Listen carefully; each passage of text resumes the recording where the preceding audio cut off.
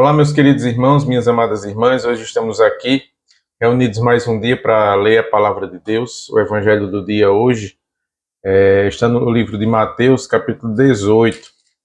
Hoje nós vamos ver o que Jesus nos diz sobre perdão.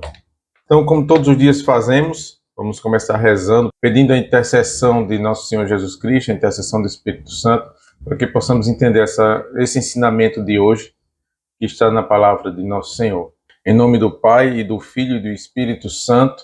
Amém. Senhor, estamos aqui reunidos em Teu nome, com o desejo de construir Teu reino. Que o Espírito Santo que enviaste aos nossos corações e mantém viva Tua presença em nós, nos ensina o que devemos refletir e os passos que devemos dar, para que, fortalecidos com a Tua graça, possamos realizar Teus desígnios. Seja Teu Espírito Santo inspirador do nosso discernimento e do nosso entendimento. Amém. Meus amados irmãos, hoje vamos ler Mateus, continuar lendo o Evangelho de Mateus, hoje capítulo 18, versículo do 15 ao 20. Naquele tempo, Jesus disse aos seus discípulos: Se teu irmão tiver pecado contra ti, vai e repreende-o entre ti e ele somente. Se te ouvir, terás ganho teu irmão.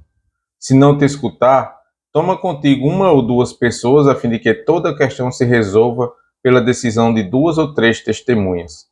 Se recusa a ouvi-los, dizei-o à igreja. E se recusar a ouvir também a igreja, seja ele para ti como um pagão e um publicano.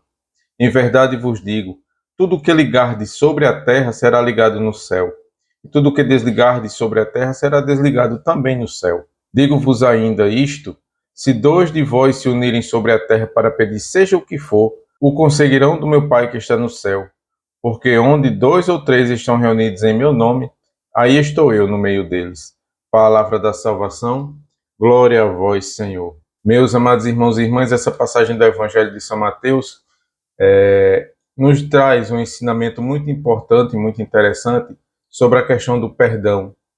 Aqui Jesus aborda como lidar com o pecado e a reconciliação. Se o teu irmão pecar contra você, vá e mostre-lhes o erro em particular. Se ele tiver lhe ouvido, se ele ouvir o que você diz a respeito disso, você ganhou seu irmão.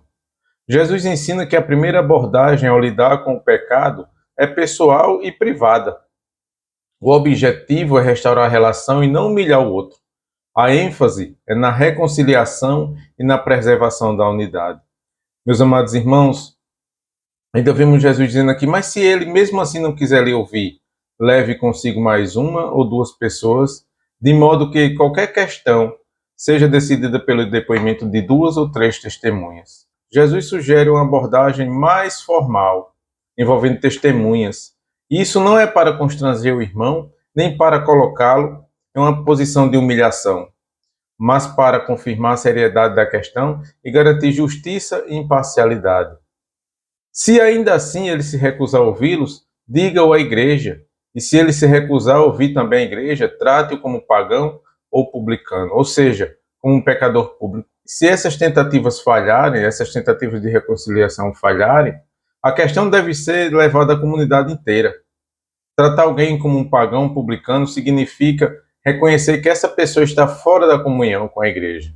Mas, mesmo assim, isso não deve ser visto como uma rejeição absoluta, pois Jesus é misericordioso e demonstrou amor e compaixão para com os pagãos e os publicanos. A ideia é que a comunidade deve rezar por todas as pessoas em situações de pecado e buscar restaurá-las à fé. Meus amados irmãos, aqui vemos o ensinamento perfeito de Jesus. Em verdade vos digo, tudo o que ligares na terra será ligado no céu, e tudo o que desligares na terra será desligado também no céu. Esse versículo reflete que o poder e a responsabilidade dada a Pedro, lá no capítulo 16, no versículo 18, se estende a todos os discípulos agora. Portanto, a toda a igreja. O que a igreja decide na terra tem consequências espirituais, meus irmãos. Isso enfatiza a importância da oração pelo clero, de rezarmos sempre pelo Santo Padre, o Papa Francisco.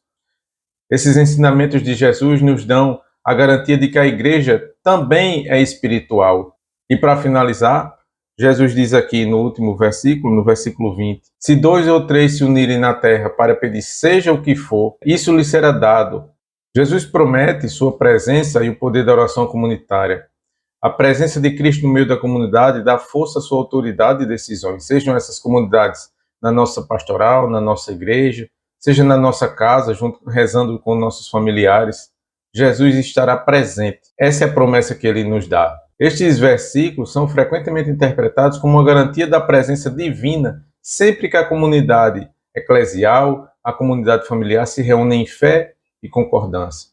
Meus amados irmãos, esse trecho do Evangelho de São Mateus trata principalmente da disciplina dentro da igreja, mas como também enfatiza o valor da reconciliação e do perdão, a importância da comunidade e o poder da oração coletiva. A abordagem gradual que Jesus propõe demonstra sua preocupação com a restauração das relações e a manutenção da unidade entre os cristãos. Meus amados irmãos, que temos uma quarta-feira cheia de graças, pela intercessão de São José.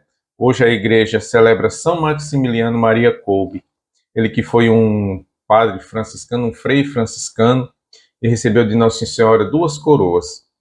Ele que deu a vida por um pai de família, morreu no lugar do pai de família, imitando o próprio Jesus, que morreu no lugar de todos nós, para salvar-nos.